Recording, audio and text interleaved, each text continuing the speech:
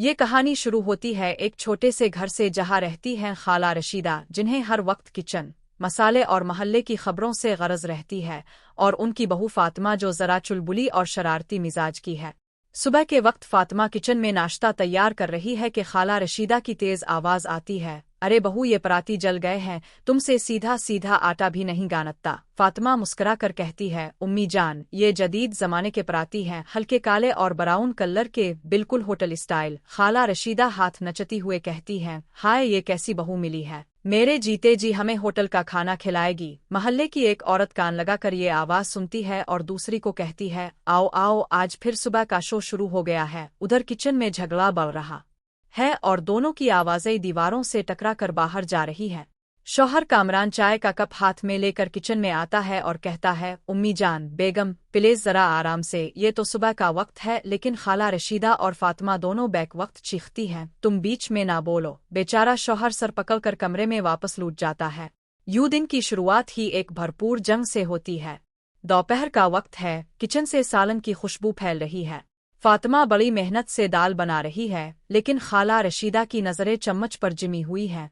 जैसे ही सालन तैयार होता है, खाला रशीदा पहला नवाला लेती हैं और जोर से बोलती हैं, हाय ये क्या जुल्म है, नमक तो बिल्कुल नहीं है। फातिमा फौरन जवाब देती है, उम्मी जी कल आपने कहा था नमक ज्यादा था, आज मैंने एहतियात से कम डाल दिया, अब ही बताएं नमक डालो आ निकालो। खाला रशीदा माथे पर हाथ मारती है, हाय मैं मर गई, ये बहू तो मुझे बीमार करके दम लेगी। महल्ले की औरतें एक दूसरे को बुलाती हैं, जल्दी आओ आज फिर नया किस्त शुरू हो गया है। गिल्ली के नुक्कड़ पर सब जमा होकर हंसी दबाती हैं और झगड़े के मुकालमे लायू सुनती हैं। एक औरत कहकहा लगाकर बोलती है, ये ड्रामा तो किसी टीवी सीरियल से भी अच्छा है। दूसरी कहती है, हाँ, और सबसे खास बात यह है कि ये मुफ्त में देखने को मिलता है। अंदर किचन में खाला रशीदा और फातिमा की बहस खत्म होने का नाम ही नहीं ले रही।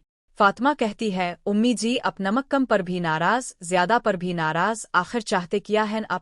खाला रशीदा गुस्से में कहती है, मैं चाहती हूँ बहू बस सीधा सीधा खाना बना ले, ये मजाक बंद करे। महल्ले की औरतें बाहर खड़ी तालियां बजा देती हैं और यूं दोपहर का वक्त भी महल्ले वालों के लिए मजे का तमाशा बन जाता है।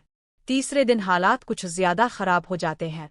शौहर कामरान दफ्तर से थका हारा आता है और देखता है कि किचन में फिर शोर है। एक तरफ खाला रशीदा कह रही हैं, ये बहू ने आलू ऐसे काटे हैं जैसे लकड़ियां चीर रही हो, और दूसरी तरफ फातिमा जवाब देती है, उम्मी जान ये कटिंग नहीं ये आर्ट है, अब नहीं समझेंगी। कामरान तंग आकर दोनों को ड्राइंग रूम में बिठाता है और कहता है, बस बहुत हो गया, ये झगड़े अब खत्म होने चाहिए।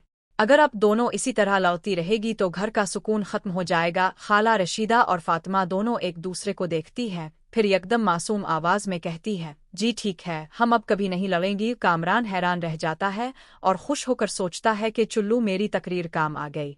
अगले दिन वो अपने दोस्तों को फखर से बताता है, देखो यार मैंने अपनी माँ और बीवी को सुलह करवा दी, अब सब मजे में हैं। दोस्त इसकी तारीफ करते हैं, वाह भाई ये तो कमाल कर दिया तुमने। लेकिन असल हकीकत यह है कि खाला रशीदा और फातिमा ने सुलह सिर्फ एक ड्रामे के तौर पर की है, ताकि शौहर को खुश कर सके और साथ साथ महल्ले की औरतों को भी बूर कर दे।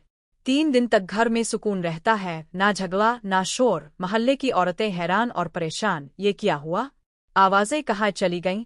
और उधर अंदर सास बहू कह कहे लगा रही हैं कि हमारा प्लान कामयाब हो गया।